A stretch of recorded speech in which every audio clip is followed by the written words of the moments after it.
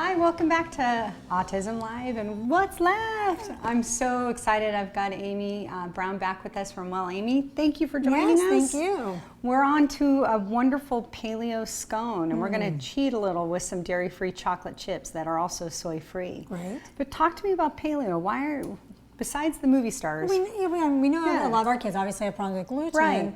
But a lot of the kids actually have problems with grains beyond just the gluten. So paleo is really focusing on getting away from carbs, which is what a lot of the grains are very high in. Right. And instead focusing more on the protein and healthy fats. And a lot of people, they're just finding it when they eat, they feel much better. Yeah. It's easier for the body to digest. And I love these, like everything, totally easy to freeze. Kids love them. They see the chocolate and they're like, I'm in. You can even fool them the next time, put cranberries or raisins in there, and get them to eat them and try them the next time. So starting with my 4 eggs, I like them at room temperature. It's easier for cooking. And I've got my ½ a cup of coconut flour. So that's the kind of paleo version of the gluten-free flour. We've got a little of our baking soda. And our baking soda is just at 1/4 teaspoon. I use a little bit more than that. A pinch of salt. And then what we want to do is add in our shortening. So I left the honey over there. Will you go grab me the honey for a moment? Sure. Thank you. So I'm going to do about 1/4 cup of the shortening. And this is a great shortening. I like this one. It's all vegetable shortening from Spectrum. It does a great job. I'll just go ahead and use the honey. I don't measure. Did I tell you that? I'm terrible. So it may taste a little bit different each time, but I'm all good with that. So the good news is we add 1/4 cup of honey. Any favorite honeys or stories about honey that you want to hit?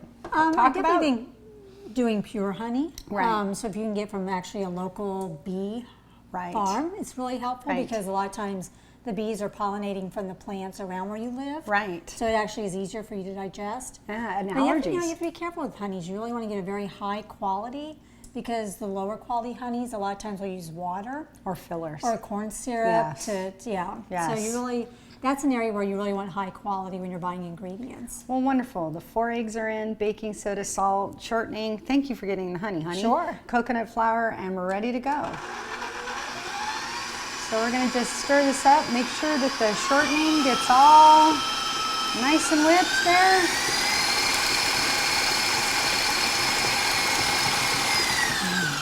Awesome.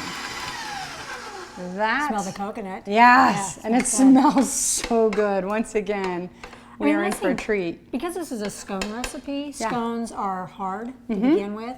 A lot of times when you're baking with coconut flour, you wouldn't necessarily want to use all coconut flour because it can be very drying. But for this recipe, it works really well. You know, and I also like to think, oh, what the heck? Do more chocolate chips. Life's short, right? So I never turn the mixer on with the chocolate chips because they tend to get really destroyed that way. So I just kind of hand mix those in and we're good to go. So we'll come on over and put these out on the cookie sheet. Now, another thing, if like we're worried about fiber or we just want to add some more good things, and what are some other things we could put in the flour? Well, so I mean flax. Yeah. Flax has a lot of nice, healthy fats. Wonderful. That are good for our kids. It can give a little bit of a crunchiness and a hint of additional flavor without being overpowering. Yeah. That's a good option. Remember the old Roman meal bread? It kind of gives it that kind of little flex in it, but not too much, so your kid's like, hey, what'd you do to my food? Exactly. It's those healthy sprinkles you can add in. Right. This last guy may feel ripped off, not enough chocolate chips.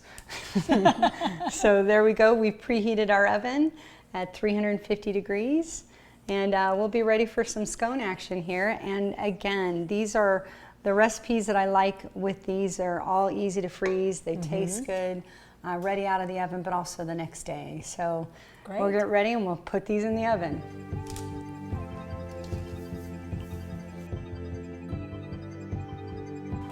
Oh, they look good. I'm ready to go. Now I won't have to work out an extra 20 minutes in the gym because these are actually paleo, which is great. Why don't you try some too? Yeah, definitely. Oh my gosh. And they're actually soft. They're not as hard as a traditional scone, which is good. Which I love. But Amy, thank you for joining us and helping us make a healthy scone either as a snack or breakfast for our kids. We love cooking for kids, helping them be healthy and enjoying foods that taste great and actually do good things. Thank you for joining us. We appreciate Autism Live, and I appreciate you being our guest. And hopefully we'll get to see you soon. If you have any questions, hit autismlive@gmail.com, or you can email me about recipes you'd like to see in the future. Lisa@Tacanow, TACANOW.org. Have a great day, and we'll see you soon on What's Left. This cooking video is brought to you by WellAmy.com. Amy, a certified nutritionist and holistic health practitioner, is an expert on autism and special diets. Find ingredients and other GFCF approved foods and recipes at WellAmy.com.